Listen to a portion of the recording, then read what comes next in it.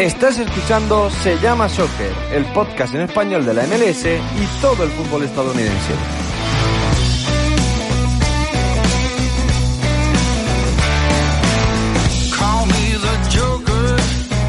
Hola, ¿qué tal? ¿Cómo están? Bienvenidos una semana más al podcast de Se llama Soccer, todavía en época de confinamiento. Seguimos capeando este temporal del coronavirus como podemos y con el objetivo de haceros esta cuarentena más llevadera y que no os aburráis tanto. Aquí seguimos nosotros al pie del cañón trayendo contenido semanal con el que distraer durante al menos una orilla y que también nos sirve a nosotros para desconectar, por supuesto. Evidentemente sin temas de actualidad porque no hay mucho o no hay nada que contar prácticamente de momento. Esta semana las estamos aprovechando, como sabéis, para traeros contenido más histórico y más atemporal, así que por ahí van a ir los tiros en este episodio también.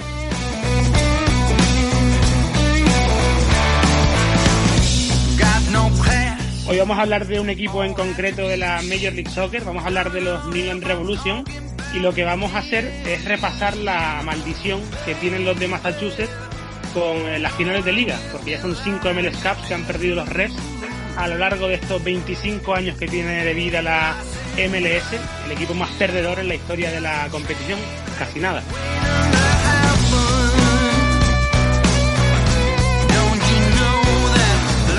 Comenzamos aquí el episodio de esta semana. Agustín, muy buenas. Muy buenas, Jaime, ¿cómo estás? Bueno, llevando el confinamiento como se puede. ¿Tú qué tal lo llevas? Bien, se lleva bien. No cambia mucho mi vida de lo que era a lo que es ahora mismo, pero bueno, sí, alguna variación hay.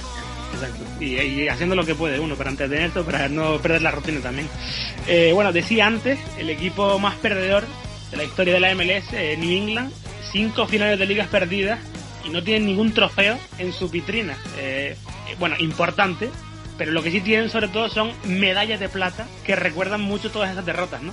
Así es, el equipo que tiene mayor especialidad en cuanto a perder finales por el anillo, pero sí te debo decir que yo no considero que llegar a la final y perderla pues te catalogue ya como un equipo perdedor. De hecho, creo que New England es uno de los equipos más con más tradición y con más historia dentro de la Major League Soccer. Y sí metería, por ejemplo, en esa categoría equipos que no han conseguido meterse en los playoffs hasta el momento. Me parece bastante más perdedor Orlando por la tradición que tiene desde que empezó hace 5 años que los Revolution, que al fin y al cabo han estado en 5 finales. Hay muchos equipos que darían un brazo, incluso 2 por ello. Pero a ver, evidentemente, o sea, yo a lo que me refiero es el equipo más perdedor en cuestión de cuántas finales ha perdido. En ese sentido, New England aquí es el mejor en ese aspecto, pero sí que es cierto que Orlando, son peores que estos Revolution. Vamos a ir analizando temporada a temporada, o final por final, mejor dicho, y nos tenemos que remontar a 2002 para ver a los Revolution llegar por primera vez a la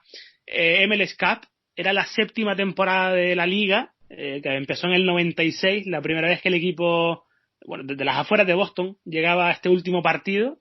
No era un equipo New England cohesionado todavía, estaba, pues eso, empezando. Y recuerdo también, aprovechando mucho los ataques por banda, aprovechando ese 4-4-2 arquetipo de aquella época también, intentando explotar pues ese dibujo tan arraigado en Estados Unidos, que tanto cuajó allí en esos primeros años. Pero claro, enfrente tenía a Los Ángeles Galaxy, que todavía no era la potencia competitiva y económica que sería años después, pero perdieron contra ellos 0-1.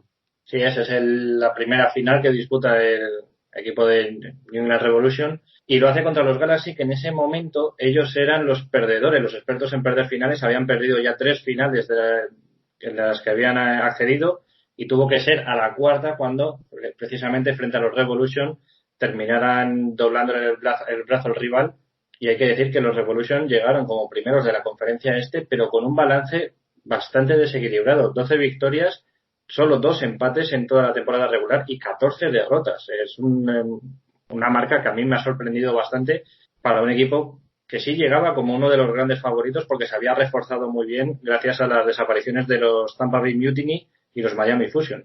De hecho, el gol del Pescadito Ruiz en la prórroga es lo que acaba dando la victoria a LA Galaxy luego. Y era una época, la liga estaba empezando, evidentemente. Todavía existía la regla del gol de oro, esa regla tan de barrio que dice, un poco el que marca gana.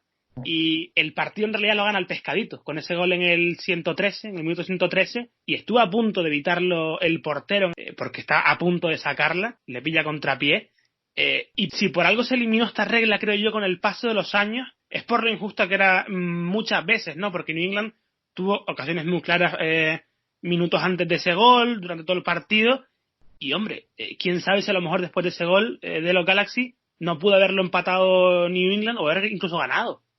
Sí, además era un equipo que se veía que tenía hechuras, pero al que todavía le faltaba cuajo, le faltaba tener un poco más de experiencia y de kilometraje en la mochila, y eso se terminó notando. Luego, la verdad, el partido no fue nada del otro mundo, se intentaban imponer las defensas en todo momento a los ataques, y hacia el final, a medida que ya el cansancio iba haciendo mella a los jugadores, pues se empezó a ver alguna acción un poco más ofensiva. De hecho, Pineda, que había sido el MVP en 2001, salió desde el banquillo en los últimos minutos, llegó a tener el posible gol, lo detuvo Hartman, el portero de los Galaxy, y luego hubo muchísima mala suerte a partir de un balón al larguero que disparan los Revolution por medio de Griffiths, que pillan balón de fuera del área. El balón le llega a Franquino, que luego sería uno de los grandes jugadores de los Revolution, llegó a ser capitán en ese momento, remata también desde fuera del área, y a partir de ahí montan los Galaxy un contraataque en el que ya se nota que el equipo está muy cansado y se vino abajo, y ahí termina el partido porque era evidentemente un gol de oro. Para mí se nota que esta primera final fue una toma de contacto más que otra cosa. The blast was blocked by Marshall. Both of these teams still have their legs.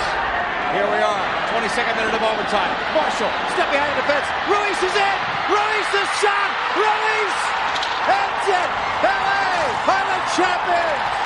Well, we'll look at this to make sure there was no offside on the game-winning goal by Ruiz. Certainly Marshall's not offside here on the early ball by Albright. Ruiz in the middle of your screen right here is even at least. So he's onside, no offside call here. Ruiz puts it away past Aiden Brown. A fair goal, the correct call. The flag stayed down. The LA Galaxy finally have a championship. Cannot call them the Buffalo Bills anymore. On their fourth try, they get the win. The Galaxy win it 1-0 in our second overtime. So long, everyone, from Gillette Stadium in Foxborough. Y bueno, en ese gol del Pescadito Ruiz, el equipo estaba roto, New England estaba roto. Ahí solo creo que un jugador, un defensa de los Revolution, si no recuerdo mal, defendiendo esa jugada en la que van pues dos atacantes de los Galaxy. Y algo que me sorprendió muchísimo también de esa final es que unos pocos minutos antes del gol, el Pescadito tiene una ocasión clarísima, un mano a mano con el portero, le pega muy bien a portería, balón raso que va pegadita al palo, y el portero, que está muy muy cerca de él, se tira súper rápido, llega abajo a la esquina con una velocidad increíble, estirando el brazo, desvía el tiro, y el Gillette Stadium, que bueno, se estaba justo estrenando, se construyó ese año, el estadio entero se levanta, se pone en pie y celebra la acción defensiva como si se tratase, pues no sé, de un gol. Y es curioso porque hasta hace muy poco, creo yo, el espectáculo defensivo en la MLS no se valoraba tanto como el de la NBA o la NFL. Entonces esa imagen para mí parece muy buena. Sí, una señal de por dónde fue el partido. Hubo bastantes pocas ocasiones de gol, tuvieron alguna más los Galaxy que los Revolution, pero ya sí se notó que empezaba a haber equipos con sello de autor. Y en este caso los Revolution llegaban con su entrenador interino, con Steve Nicol, que había tomado el mando a mitad de temporada después de que Fernando Clavijo fuera destituido, porque es verdad que el equipo tenía una selección de jugadores muy potentes y ahí no terminaban de conseguir ahí buenos resultados. Y es un equipo en el que llamó mucho la atención la buena defensa que tenía, porque Kanté era un prodigio físico, Llamosa era un central que fue internacional por Estados Unidos, y luego en las bandas estaban Jay Hibbs, que durante muchos años ocupó la banda o el puesto de central diestro de los Revolution, y Franquino, también otro que sería un tótem en la institución. De hecho, estaban también Daniel Hernández, Taylor Twellman, que era un debutante esa temporada y uno de los grandes goleadores en la historia de Estados Unidos, no hay que olvidarlo, y ya Alex Pineda también, pero en realidad creo yo que era un poquito más que eso, o sea, ya está, no tenía mucho equipo New England todavía, ¿no? No, y como dijo Jay Hibbs después de la final, en aquel momento lo que faltaba era la mentalidad ganadora. Había buenas individualidades, había calidad, en el ataque estaba llegando Taylor Twellman, que luego también sería muy importante con el paso de los años, pero faltaba que todo eso hiciera clic y se convirtiera realmente en la potencia que años después vimos que fue New England Revolution.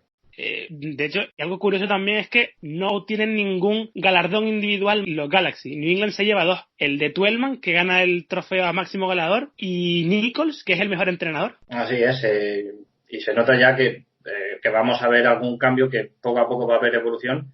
Los Galaxy, además, sí se notaba que había ya un estilo bastante implantado. Tenían muchísima experiencia en los playoffs, en estos partidos a todo o nada, y había ya jugadores muy reconocibles. Estaba Dallas en el centro de la defensa, estaba también Cienfuegos en el centro del campo, el Pescadito Ruiz, Alejandro Moreno, que ahora es comentarista, y pues sí, eran dos equipos bastante reconocibles en el momento, para mí las dos escuadras más potentes, y creo que es el resultado de un resultado bastante justo para lo que se vio sobre el terreno de juego. No fue ni mucho menos una de las mejores finales de la liga, y consiguieron llevarse a los Galaxy, que ellos a partir de ahí rompieron su racha y ya sí se convirtieron en una dinastía bastante importante y bastante firme dentro de la Major League Soccer.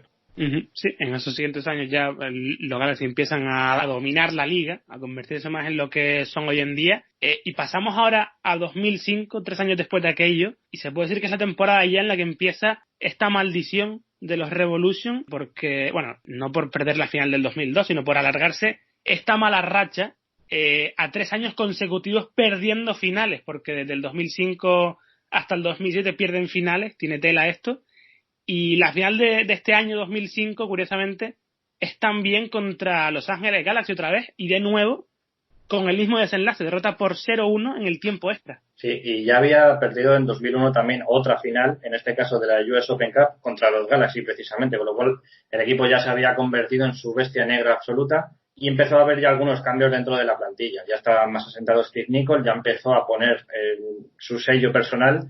Hubo un cambio en la portería, ya no teníamos a Brown, teníamos a Reese, que durante muchos años fue meta de los Revolution. En la defensa aparecía ya Parkhurst, un central que estuvimos viéndolo hasta este último año con Atlanta, y sobre todo en el flanco derecho, en el centro del campo, aparecía un tal Clint Dempsey, uno de los mejores jugadores de la selección de Estados Unidos. Además, claro, es que ese mismo año coinciden en el equipo Twellman y Dempsey. Twellman hace 17 goles, Dempsey acaba el año con 10. O sea, entre los dos aglutinan 27 goles de los Revolution esa temporada. Y lo que me parece extraño a mí es que no consiguieran perforar ninguna sola vez la portería de los Galaxy en ese partido, en la prórroga incluso. Sobre todo porque los Galaxy no eran precisamente un equipo muy eficaz en defensa. No, decíamos antes que en 2002 pagaron un poco la novatada, en 2005 sí eran unos grandes candidatos a conseguir el título y hubo bastantes problemas. Tenían muchísimas ausencias por lesión, los dos titulares en la banda izquierda, tanto Marshall Leonard como Keanu Smith, estaban lesionados, y algo muy importante, Taylor Twellman, bota de oro con 17 goles en la temporada regular, se quedó totalmente a cero dentro de los playoffs, y eso termina marcando muchísimo. Imaginar cualquier equipo campeón que en los últimos 3-4 partidos se queda completamente seco, no consigue marcar ningún gol, y eso termina condenándolo. Creo que por ahí, por ese cúmulo de infortunios y por el hecho de que no le pudieran llegar balones claramente a Taylor Twellman, por ahí se perdió esa segunda final. Pero, de hecho, quizá podamos achacar esta nueva derrota a que era un equipo todavía muy joven New England, ¿no? Twellman, Dempsey, Parkhurst, Larentovich también estaba por ahí. Todos eran jugadores muy jóvenes, apuntaban maneras, desde luego, pero era un equipo joven todavía, y aún así es verdad lo que dijiste. La ABC, la televisión que transmitió el encuentro aquel día, daba como favorito a los Revolution pese a todo. Sí, porque además en este caso los Galaxy era un equipo que lo fiaba todo al contragolpe, con lo cual el favoritismo por el que el peso del partido iba a recaer en ellos iba a ser completamente para el New England. En el momento en el que no funciona el centro del campo, en el que Shelby Joseph era un jugador muy potente físicamente y también muy dotado técnicamente, tenía muy buen criterio, ese jugador no terminó de brillar. Y los Galaxy estuvieron muy cómodos en todo el momento defendiéndose, atacando algunas veces por su banda derecha y buscando siempre a Landon Donovan. O sea, ya tuvíamos ahí en esta final un duelo entre Dempsey y Donovan, que son los que muchos consideran los dos mejores jugadores de la historia del fútbol en Estados Unidos. Estamos hablando de una final bastante potente, y creo que los Revolution, siendo favoritos, justo el momento en el que llegó el partido les llegó muy a contrapié, y eso los terminó condenando. Además era la primera temporada de Donovan como jugador de los Galaxy, acababa de llegar procedente de San José, y el tema es que se volvió a repetir por completo la historia del 2002, que parece muy cíclico todo, porque los Galaxy eran mejor equipo, se vinieron del centro del campo. En la segunda parte New England se pone las pilas un poco, presiona mucho más, sube la línea defensiva y un poco ponen dificultades a Los Ángeles, pero falta esa contundencia, esa definición de Twellman, como decías antes, de marcar goles en playoff que no venía haciendo, en la final tampoco. Al final es un calco de lo que ocurre en 2002 y luego, claro, está el mazazo de la prórroga, de llegar al minuto 107, que ya vas perdiendo y decir, oye, ya no es que necesite 2 goles para remontar, es que necesito uno para forzar unos penaltis, que a ver si llego. Sí, y además tuvieron la mala suerte de que el que marcó el gol estaba muy lejos de ser una estrella dentro de los Galaxy, fue el Pando Ramírez, jugador guatemalteco que estaba cedido por el Municipal y durante la temporada regular solo había anotado un gol desde el punto de penalti y había conseguido un récord de sumar 62 disparos sin conseguir marcar ni un solo gol. O sea, era un delantero que estaba totalmente fuera del radar, que nadie esperaba nada de él, y justo en la final aparece, sale desde el banquillo y termina condenándonos a los Revolution a una derrota que fue bastante dolorosa. Después del partido, Clint Dempsey aseguró ante los medios que habría apostado su propia hipoteca de su casa a que ese tipo no iba a marcar la diferencia. O sea, hablando con total desdén sobre el Pando Ramírez por lo que había sucedido, y de hecho otras estrellas del equipo como Taylor Twellman se marcharon sin ni siquiera comparecer ante los medios. Bastante curioso, por cierto, que este tipo de jugadores que pasan de la prensa, que no quieren dar declaraciones, luego años después terminan siendo comentaristas. Muy curioso, desde luego. Por cierto, el partido fue esta vez en Frisco, en Texas, a las afueras de Dallas, en el que de hecho hoy es el estadio del FC Dallas. Era sede neutral esta final, la anterior fue en el Gillette, el estadio de los Revolution, y en este partido, que era un poco esa sede a medio camino entre Los Ángeles y Boston, la asistencia de este año no resultó tan espectacular como en la del 2002, que hubo más de 60.000 personas. Este partido parecía un poco un partido de temporada regular. Sí, el hecho de ser en sede neutral en un momento en el que la MLS todavía no estaba tan asentada como quizá lo pueda estar hoy, es algo que termina marcando mucho la diferencia. Y luego también la diferencia de aforo entre el Gillette y lo que es hoy el Toyota Park de Dallas, pues es algo que se termina notando también. De hecho, la primera final en 2002, la sede también estaba asignada de antemano, que se iba a jugar en el Gillette, y luego, pues, por el desarrollo de la propia temporada, New England terminó clasificándose para esa final, pero se hubiera jugado ahí de todas formas, y de hecho yo estoy convencido de que si no se hubiera metido los Revolution, habría sido una entrada bastante más discreta en la final de 2002. Claro, da la casualidad de que es en el Gillette, y allí se aprovecha, claro, para que New England lleve mucho más público, porque era prácticamente todo el estadio apoyando a los Revolution. And now it's my pleasure to present number 2, the 2005 MLS Cup champions, the Los Angeles Galaxy.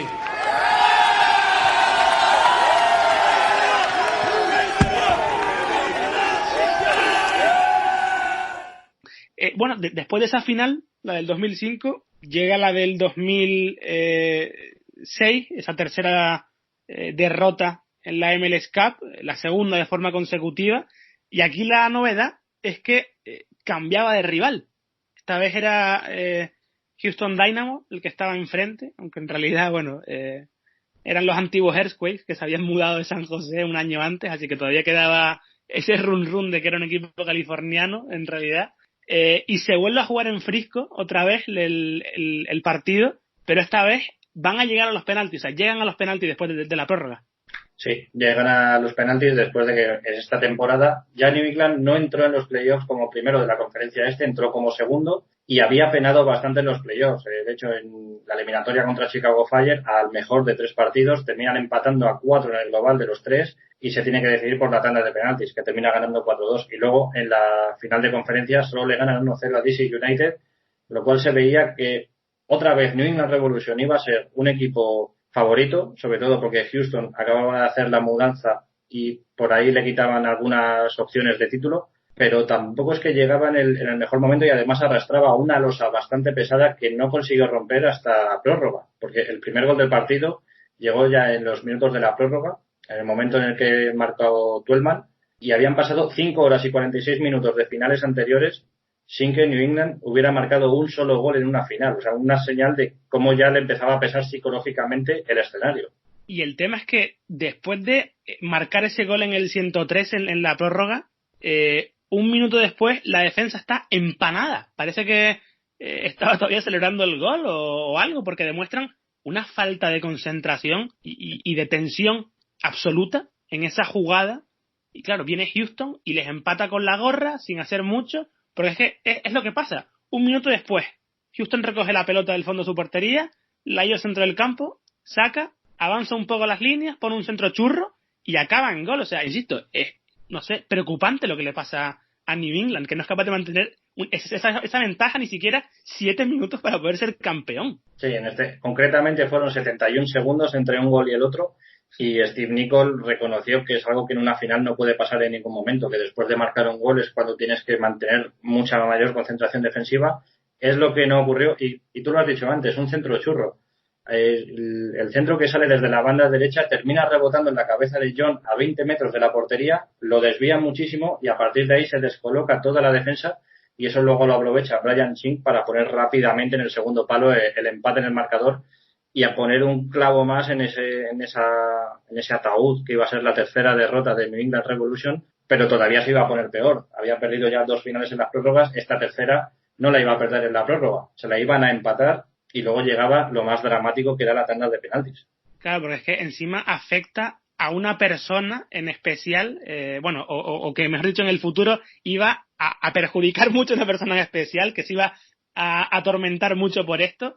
Jay Hibbs va a tirar el penalti decisivo para los refs y lo falla. Y luego, pasa lo que pasa. Sí, y de hecho hay quien sostiene que el hecho de fallar ese penalti es lo que terminó haciendo que Jay Hibbs en 2011 se haga cargo como entrenador de New England, porque todavía tenía esas ganas de redimirse, de quitarse de encima eso que había sucedido, porque además tuvo muchísima historia. Hibbs estaba nombrado como el 7º lanzador del equipo y sin embargo en este partido le toca ser el 5º. Había 2 jugadores, uno fue Clint Dempsey y el otro Ralston, que no pudieron por un motivo u otro. El entrenador quiso proteger a los dos diciendo que estaban lesionados. El caso de Dempsey, él mismo fue el que dijo que no estaba para tirar. Ralston quería tirar, pero estaba totalmente acalambrado, con lo cual eso hizo que se corriera el turno para Jay Hibbs. Y evidentemente Jay Hibbs dijo, cuando el entrenador le dijo, eres el 5º, él automáticamente, como un acto reflejo, dijo, ok, vamos a por ello. Pero se quedó pensando diciendo, ¿por qué soy el 5º hoy si contra Chicago yo fui el 7º? Y eso es algo que termina le termina comiendo un poco la cabeza y haciendo que el camino del centro del campo al punto de penalti sea una pesadilla completa para él. Tougher Heaps. I'm not sure if he's taken a penalty kick in the Chicago series. He has to make it, gentlemen, or Houston is the champ. Heaps. The save! Right on the line! And it's over! Houston has won it! Houston has won the 2006 MLS Cup! Well, in the record books, Houston's the champion of MLS, but you need to give New England credit. This was a great game today. 2 even teams. Pat Onstad denies Jay Heaps. And the Sea of Orange goes wild. Tell you what, unbelievable game. This has been a presentation of ESPN as we say so long from Frisco, Texas, the Houston Dynamo in penalty kicks, the 2006 MLS champs. Decías antes que lo que ocurrió fue lo que a la postre hizo que acabara convirtiéndose en entrenador de New England con los años. De hecho, hay una declaración de Twellman en 2014 que dice, y voy a decirlo textualmente, los que conocemos a Jay muy bien, es ingenuo pensar que esa no es la razón por la que aceptó el trabajo como entrenador. Aquello que pasó en 2006 vivirá siempre con él, refiriéndose al penalti que falló como jugador. Y oye, esto, si le pasa a una persona como Hibbs, que dicho mal y pronto no es nadie, ¿cómo se sentirán, pues no sé, tipos como Messi cuando fallan un penalti en la final de la Copa América contra Chile? O sea, si Hibbs con los años acabó tratando de redimirse, entrenando a los Revolution para tratar de llevarlos a una final, ¿qué hará Messi por su país? Sí, sí. Además es que todo lo que podía salir mal para el New England en esos años terminaba saliendo mal. Y fue incluso desde el sorteo de la tanda de penaltis, porque hubo 2.000 aficionados de Houston que se desplazaron hasta Dallas y al perder el sorteo rápidamente el capitán de Houston dijo, vamos a tirarlos donde están allí, en el fondo en el que está nuestra afición, y eso también le terminó comiendo un poquito más la moral a Hibbs. Hibbs había empezado el camino sabiendo que quería tirar a la izquierda del portero, de Pat Onstad. Y en el momento en el que se pone en el punto de penalti, Onstad empieza a moverse de un lado al otro y termina confundiéndolo. Da un paso hacia la izquierda y ahí en ese momento Hibbs cambia la decisión, que es algo que un lanzador nunca debe hacer. Lo cambió y Onstad pues lo tuvo bastante fácil, se lanzó hacia su derecha y lo paró con muchísima facilidad. Un disparo telegrafiado, y en las ruedas de prensa posterior Onstad dijo que lo sentía por Jay porque daba la sensación de que ese punto de penalti era el lugar en el que menos quería estar de todo el mundo. Y se notó porque realmente la ejecución fue bastante mala. Quería que lo tragase la tierra, desde luego. A partir de aquello, en ese momento, esa tercera derrota en la final de Liga hizo que New England igualase a los Galaxy en títulos perdidos en una final, porque los Galaxy habían perdido la final del 96, del 99 y del 2001.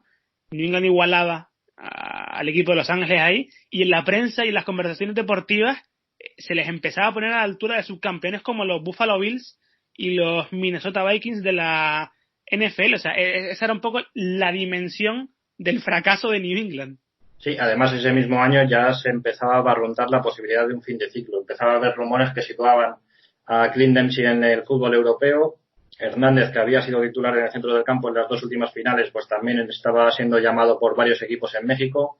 Twellman venía arrastrando una lesión, una hernia, de la que luego tuvo que operarse y no estaba muy por la labor de mejorarle el contrato. Y Joseph, el otro centrocampista clave, estaba recibiendo llamadas del Celtic en Escocia.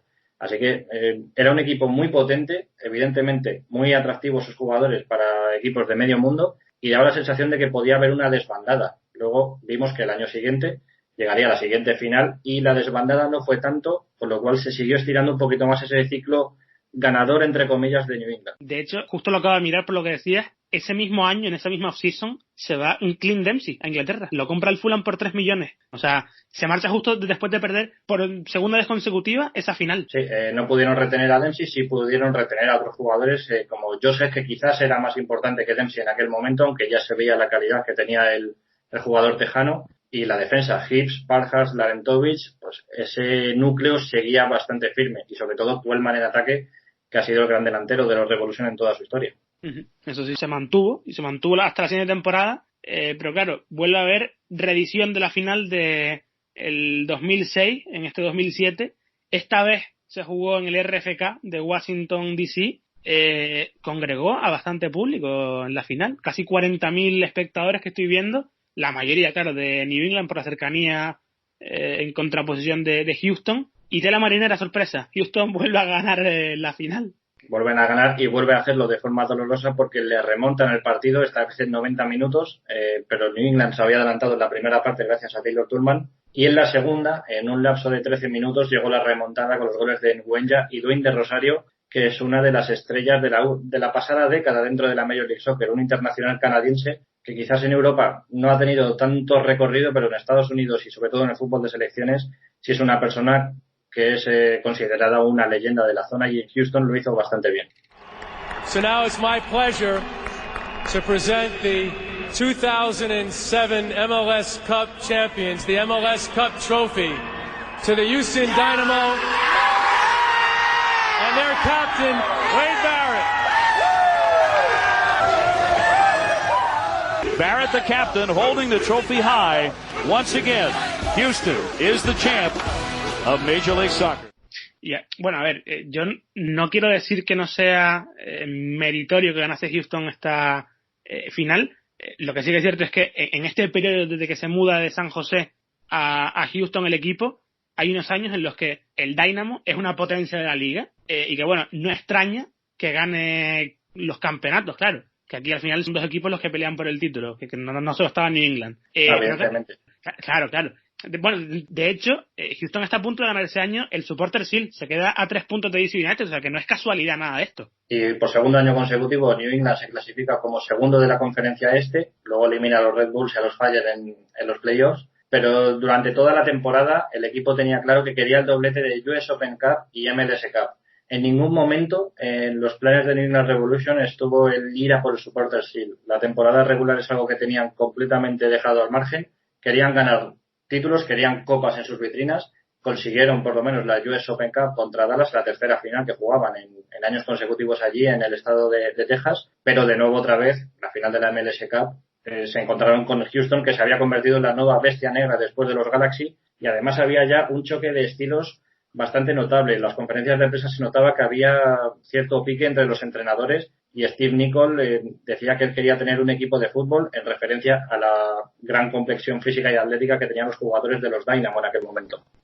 Una cosa, ahora te comento eso de la final de la US Open Cup, pero antes, vuelven a adelantarse los Revolution en la final contra Houston con un gol de Twellman. New England dominó toda la primera parte, tuvo el control de la posesión, varias ocasiones de peligro y tal, pero es que no concreta nada en la segunda parte y se deja remontar sobre todo el partido en 15 minutos. O sea, todo se le va al traste en 15 minutos. O sea, el equipo no era fuerte mentalmente, y eso es importante también en el fútbol, que los equipos sean duros de cabeza, que sepan gestionar los partidos. Sí, porque hasta ese momento había habido una evolución, cada final la habían jugado mejor que las anteriores, a pesar de que cada final había tenido un resultado mucho más doloroso que las anteriores, y a partir del descanso algo se rompe. Los Revolution habían dominado muy bien esos primeros 45 minutos, los segundos son completamente de Houston, y después de ese partido ya fue totalmente el desastre, el abatimiento, los jugadores ya no querían saber nada. Si el año pasado se hablaba de fin de ciclo, esta pequeña prórroga ya sí que era la confirmación de que no se podía sacar nada. Del mejor equipo que New England ha conocido no se iba a poder sacar un título, a pesar de que habían ganado la US Open Cup, pero evidentemente no es lo mismo. Y la sensación era de que se volvía a haber perdido como en 2002, que el equipo no había dado la talla en el momento clave, y que ahora sí, pues todo lo bueno que se había ido generando en los años anteriores se estaba terminando de ir por el sumidero. El único consuelo, claro, es la US Open Cup esa que ganan contra Dallas, que decía, pero es un consuelo entre comillas, creo yo, porque si a las copas nacionales nunca se le ha dado tanta importancia en casi todos los países, en realidad, en Estados Unidos este torneo sobre todo ha quedado relegado pues algo que importa muy poco, ¿no? Porque casi ningún equipo de la MLS le da valor hasta que la gana. Claro, bueno, y últimamente pasa ya en todos los países, ya ni siquiera en Inglaterra, que tradicionalmente le han hecho mucho caso al FA Cup. Claro. Este año se está viendo que este año se ha visto que muchos equipos han optado por tirarla antes de tiempo, y la US Open Cup era un poco el paso previo. O sea, en aquella final contra Dallas sí se vio un equipo que tenía mucha fortaleza mental, ellos estaban muy convencidos de que el objetivo tenía que ser el anillo por fin, y de hecho en la final de conferencia, la que le ganan a Chicago Fire, apenas hay celebración en el vestuario, porque saben que el premio para ellos no es la final, ni tampoco era la US Open Cup, aunque ya la tuvieran en la vitrina. El premio era ganar por fin la MLS Cup y quitarse de encima todos los fantasmas que venían arrastrando. Y al final se terminó poniendo un nuevo fantasma, y ya el abatimiento era máximo, era total. De hecho, Taylor Twellman ya cuando terminó el partido dice, bueno, ya podéis llamarme Jim Kelly, que era el quarterback de los Buffalo Bills, que había perdido también las 4 finales, y dijo, ya lo que queráis, ya hemos vuelto a perder, pues, asumirlo y no queda otra. Se va, bueno, después de esa temporada también creo que se va Parhurst a Dinamarca ya, o sea, ya se empieza a desintegrar el equipo por completo de estos años, porque Dempsey se había marchado la temporada anterior, y Twellman empezaba a acusar problemas físicos que acabaron lastrando su carrera y se retiró más pronto de lo normal. O sea, New England ya empezaba a resquebrajarse por completo. Sí, y mucho más allá de Twellman, la plantilla era muy buena, muy poderosa, y de hecho Michael Parhurst había sido nombrado miembro del 11 ideal de la temporada de la MLS y defensor del año. 2 años antes había sido rookie de la temporada, con lo cual ya se empezaba a ver el gran futbolista que es, uno de los más inteligentes de la competición, y en la otra orilla se estaba viendo como Dwayne de Rosario, sin ser quizás una estrella tan grande, ya llevaba su 4º anillo, el segundo con Houston Dynamo, con lo cual se estaba viendo que una plantilla muy potente que podría tener un mayor reconocimiento, pues se iba apagando poco a poco sin tener ningún tipo de anillos en sus manos.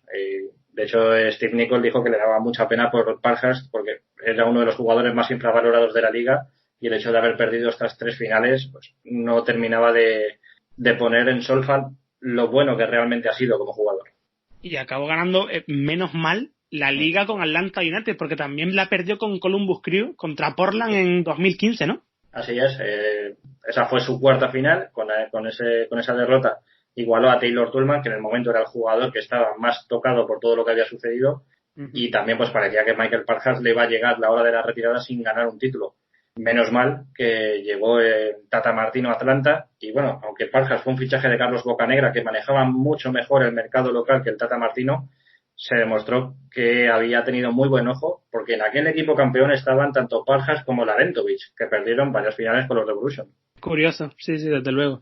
Y bueno, luego, después de ese 2007... espera. En 2008, que no se diga, los Revolution vuelven a reencontrarse con Houston en la final de la Superliga Norteamericana, aquel torneo pandereta que se inventó la MLS y la Liga Mexicana, y esta vez sí ganó New England y se redimió un poco de esa final del año anterior. Ganó 6-5 la tanda de penaltis, pero claro, un título... O sea, si la US Open Cup ya no tenía valor, esto pues menos. De hecho, la Superliga había caído en el olvido hasta que el año pasado se resucitó el formato de Leagues Cup, que a mí me parece bastante más serio la Leagues Cup que lo que fue aquella Superliga, en la que se permitían más de 3 cambios por partido y además se jugaba en verano. Sí recuerdo haber visto en aquellos años algún partido, no me preguntes cómo ni por qué, pero sí llegué a ver esa competición y me pareció que estaba todavía bastante verde y me parece bastante más interesante el proyecto que hay ahora sobre la mesa. Desde luego, por lo menos pinta más serio de lo que era esa Superliga hace bastantes años. Bueno, luego después de todo esto, New England entra en una fase grisácea, estuvo en tierra de nadie varios años y pues no compitió todo lo que había competido en las temporadas anteriores y lo que nos había acostumbrado ese equipo, pero claro, en 2014 vuelve a dar sorpresa. Hacía 3 años ya que Steve Nicol había dejado su puesto de entrenador después de 8 temporadas en el cargo, 9 y media si contamos el interinato, y ahora claro, el entrenador era Jay Hibbs, ¿sí? El hombre que había fallado aquel penalti en 2006, se hizo cargo del equipo y claro, llegaron a la final y se vieron las caras contra los Galaxy otra vez y la perdieron otra vez para cerrar el ciclo del todo. Por lo menos Jay Hibbs aquí parecía que podía tener alguna opción de tener alguna reválida, pero es verdad que el New England que Jay Hibbs tuvo a su disposición era un equipo en el que ya no se invertía tanto dinero, ya no marcaba tanto la pauta como lo marcaba con la generación de Twellman, Joseph y compañía. Había jugadores de un perfil bastante bajo, defensivamente pues siempre había tenido bastantes dudas.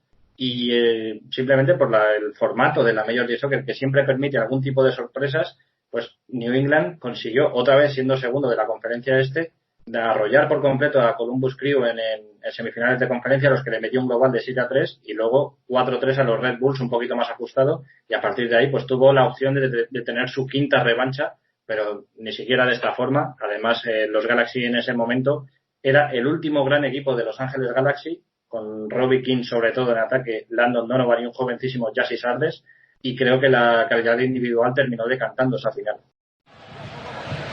Ya le dieron la autorización para regresar al terreno de juego a Kellen James Rowe. Pelota al frente, Captain Kinu.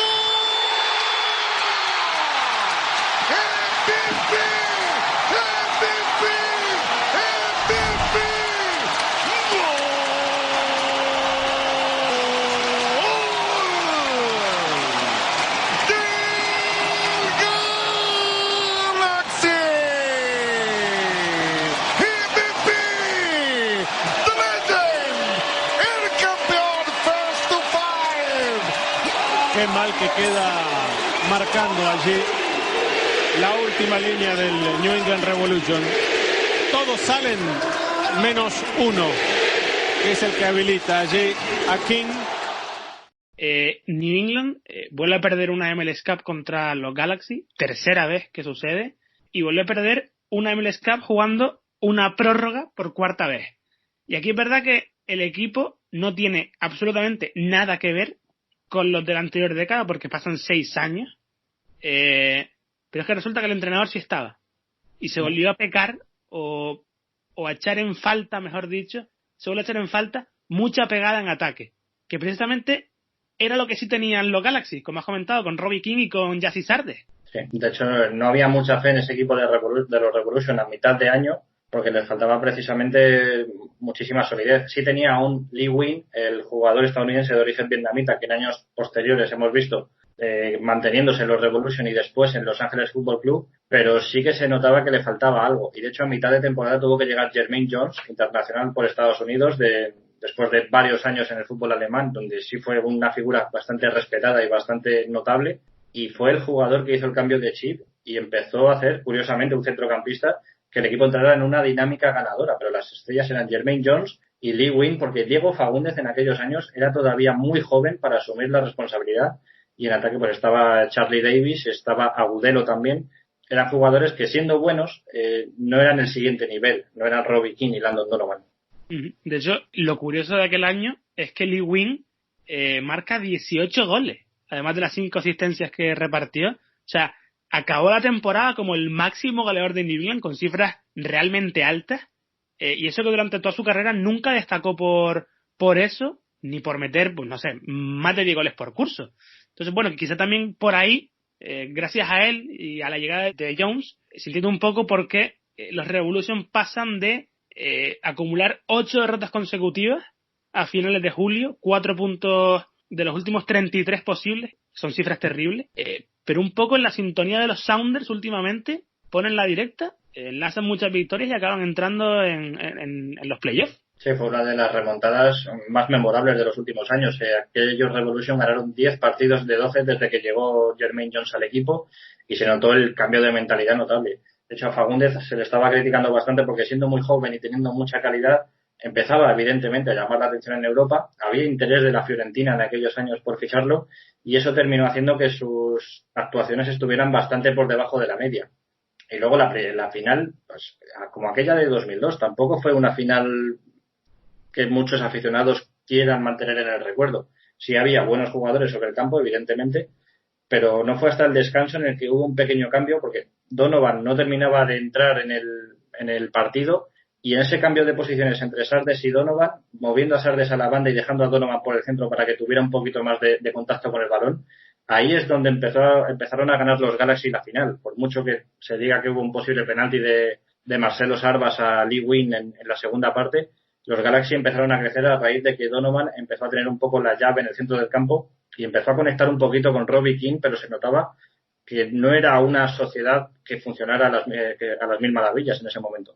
De hecho, se termina, con esa MLS Cup que ganan los Galaxy, se acaba el periodo de Donovan en el equipo y se retira en teoría del fútbol, porque luego vuelve a jugar en México, a hacer sus pinitos por ahí en ligas semiprofesionales y tal. Se retira ganando la liga con los Galaxy, y es curiosamente también contra el equipo con el que ganó su primer título como galáctico, llegando desde San José. Fue contra los Revolution, y era un poco la despedida de una leyenda. Para mí no el mejor jugador estadounidense de la historia, para mí es Dempsey, pero sí creo que es el mejor jugador estadounidense o no estadounidense en la historia de la MLS en todo su recorrido, a partir de una carrera tan larga como la suya en la liga, porque Dempsey sí que es cierto que brilla más en Europa de lo que lo hizo en la MLS. Sí, es una diferenciación que es bastante interesante. Por ejemplo, si hablamos de porteros, es evidente que Howard está considerado como el mejor portero de la historia de Estados Unidos, pero en términos de MLS quizá tiene mucha más trayectoria y mucha más historia Nick Rimando, aunque es un portero de un nivel un poquito inferior, un escalón por debajo o dos. En el caso de Donovan y Dempsey, la comparación me parece que es bastante justa y bastante similar a la de los guardametas también. Y ahí, un poco se termina New England, porque a partir de entonces el equipo no ha hecho mucho más. Ahora están empezando un poco a resurgir. Sí, han entrado otra vez en una reconstrucción. Se seguía un poco la dinámica de no invertir mucho. Jones fue quizá el último gran fichaje que se hizo en las últimas temporadas. Terminó en los playoffs del año siguiente saliendo de muy mala manera, con una sanción de 7 partidos después de encararse con Mark Geiger, el árbitro, en los playoffs, y fue un adiós bastante triste el de Jones, que también fue un centrocampista muy importante en la historia más reciente de Estados Unidos, pero no hubo grandes fichajes porque el nivel de inversión en los Revolution había sido de perfil bajo. Se mantenía como un equipo histórico, como uno de los que estaban desde el principio de la liga. Se hacía mucho hincapié en la importancia de la figura de la familia Kraft para mantener el fútbol no solo en New England, sino para mantener la propia estructura de la Major League Soccer, pero había dejado de ser un equipo contendiente y candidato a los títulos. ¿Y crees que New England llegará a una final de aquí a 5 o 10 años? Si siguen con la dinámica que han empezado el año pasado, de buscar fichajes que realmente den un salto de calidad al equipo. El año pasado se vio con Carles Hill, empezó muy bien, y luego con la llegada de Bow a mitad de temporada también. Para mí es una incógnita lo que puede suceder este año. No sé ni siquiera si se va a retomar la MLS esta temporada, pero creo que si New England Revolution sigue por esta senda que ha empezado ahora y con un entrenador como Bruce Arena, que sí tiene la mentalidad ganadora que en su momento le pudo haber faltado a este equipo, creo que puede intentar dar el salto de calidad, aunque es verdad que ahora estamos en otra MLS completamente distinta, en la que hay equipos que invierten muchísimo y que tienen claramente fijado el objetivo de la liga. Debería haber una inversión muchísimo más potente para ser un candidato al nivel de lo que es Atlanta United o Los Ángeles Fútbol Club, que aún así no le ha servido para ganar, pero creo que puede meterse en los playoffs, pero necesita bastante más. Tal cual, o sea, es que para mí, sinceramente, me parece que de una vez por todas da la sensación de que la familia Kraft se toma en serio el proyecto, porque llevaban 20 y pico años tratándolos como una herencia a este equipo, una herencia que no les gustaba y que tenían que hacerse cargo de ella, y de repente, desde el año pasado, han cambiado el chip. O sea, se gastaron creo que entre 12 y 15 millones, un poquito menos igual, en fichar 3 jugadores en menos de un año. A Carles Hill, a Gustavo Bou y a Buxa, ahora en este invierno, que es algo insólito que gasten tanto dinero. Luego, como decías, tienen a Bruce Arena como entrenador y manager general, un poco llevando toda el área deportiva del equipo. Han construido un centro de entrenamiento de 35 millonazos, que no es poco, y ahora, algo que me parece importante también es que acaban de inaugurar un equipo reserva en la USL, un poco para preocuparse de verdad por la cantera, por crear vínculo también con la comunidad, de que los chicos también puedan de allí de Boston crecer y poder jugar en el equipo que les representa a ellos. No sé, yo veo signos de que quieren volver al menos a competir y a ser grandes otra vez dentro de su conferencia y llegar a finales, pero lo que les falta para mí es un estadio en Boston, lo único. Bueno, y un estadio, y también le falta defensa, que es lo que tradicionalmente le ha venido fallando en los últimos años. Han desaprovechado una defensa fantástica que tenían con Hibbs, Larentovich y Parkhurst, también con Franquino en algunas fases, aunque Franquino ha cambiado bastante de posición, pero a día de hoy, si algo tiene que mejorar New England Revolution es la defensa, y tener un portero reconocible a nivel de la liga y tener también una zaga que te permita ganar partidos, porque al final en los playoffs es mucho más importante la defensa que los delanteros. Estoy de acuerdo en que no hace falta defensa, pero en cuanto al portero no. A mí me parece que con Turner está resuelto eso, y lo que sí quizás es también un poco de suerte, porque hemos visto que han merecido ganar al menos 1 o 2 finales y la mala suerte es lo que se los ha impedido. No sé si llamarlo mala suerte o llamarlo también factor psicológico, porque pesa mucho, y lo que hemos venido narrando, sobre todo en la final, en la tanda de penaltis, ahí se nota que eso ya es señal de una cultura del miedo a ganar, de quedarse en la orilla, de haberse acostumbrado a quedarse en la orilla y no terminar de hacer las cosas que hay que hacer para dar el siguiente paso. Si Jay Hibbs hubiera mantenido su decisión de tirar fuerte y a la izquierda el penalti, a lo mejor podría haber sido totalmente distinta la historia, pero por esas cosas, por todo ese bagaje que llevas acumulado, eso te hace que te entren los miedos, que te entren las dudas, que la afición te presione, que el portero te asuste y te haga cambiar, y son esos detalles que en una final tienes que ir completamente limpio, tienes que ir totalmente decidido a por ello, y yo creo que ahora mismo si New England llega a una final, llegaría, salvo quitando a Fagundes, que estuvo en la última, llegaría con un equipo completamente nuevo. Entonces no tendría por qué jugar el peso de la historia como sí lo hizo en las anteriores finales. Yo no sé si también es casualidad o no, pero al margen de los Celtics y un poco de los Bruins de la NHL también, me parece que los equipos deportivos de Boston tienen una relación muy cercana con el fracaso y con las maldiciones, porque los Revolution 5 finales perdidas y ningún título major en 25 años. Los Red Sox de la MLB, casi 100 años sin ganar unas series mundiales en esa maldición del bambino. Luego los Patriots de la NFL, 40 años sacándose los mocos en la NFL allí, y llega Tom Brady en el 2000 y ganan 6 Super Bowls y 3 veces quedan subcampeones. No sé, a mí me da la sensación de que en Boston pasa algo raro, que hay muchas maldiciones, o que tiene que llegar un multimillonario y meter toneladas de dinero para ganar campeonatos, porque si no, no sé qué pasa. Bueno, con los Patriots, además, en el caso de Brady, él no llegó a New England como una superestrella, si mal no recuerdo. No soy muy especialista en fútbol americano, ahí me ganas tú, Pero 173 del draft, imagínate, o por ahí. Claro, la cosa es encontrar esa perla, ese jugador un poco desconocido que termina echándose el equipo a la espalda y termina convirtiéndose en un icono, y llevar a New England de una vez por todas a la victoria, pues como lo han llevado jugadores como Joseph Martínez a Atlanta en los últimos años o Nico Lodeiro a Seattle. Está por ver si Bow o Hill pueden ser uno de esos jugadores. Bueno, hasta aquí el programa de esta semana, Agustín. ¿Ha estado bien? Ha estado bien, hemos repasado otro aspecto histórico dentro del soccer estadounidense, como estamos haciendo en este periodo tan especial y extraño que estamos teniendo que vivir. La semana que viene, pues volveremos a echar la vista atrás para desvelaros algún capítulo quizá no tan conocido, pero que sí merece la pena ser contado. No sé si quieres incluso adelantar a los oyentes cuál va a ser ese contenido o dejarlo un poco en secreto para sorprender la semana que viene. Voy a ser sincero y te voy a decir que no lo voy a revelar básicamente porque no me acuerdo. Me lo esperaba. Te lo estaba diciendo y yo sí me acuerdo. ¿Lo digo o no lo digo? Dilo. El fútbol en Miami era. El fútbol en Miami. Pues vamos a hablar de Miami Fusion, de Inter Miami, incluso de los Miami Gatos. Hablaremos de todo ello. Un abrazo. Un abrazo hasta la semana que viene.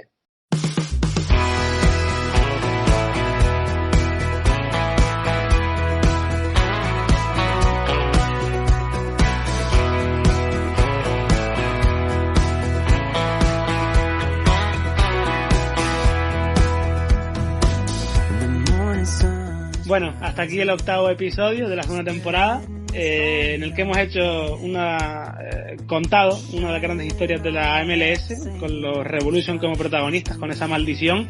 La semana que viene otro capítulo más de contenido histórico, y ya quizá para la siguiente mezclemos algo de actualidad con contenido más atemporal.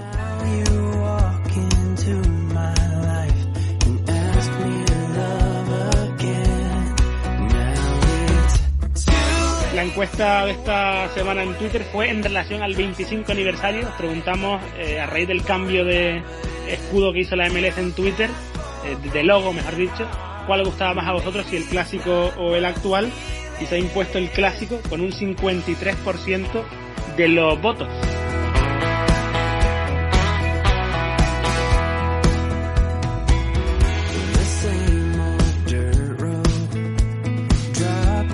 Y no me enrollo más, os recuerdo que estamos en redes sociales como @sellamasoccer, que todo vaya bien en esta cuarentena y ya nos vemos o nos escuchamos mejor dicho la semana que viene. Un saludo a todos, chao.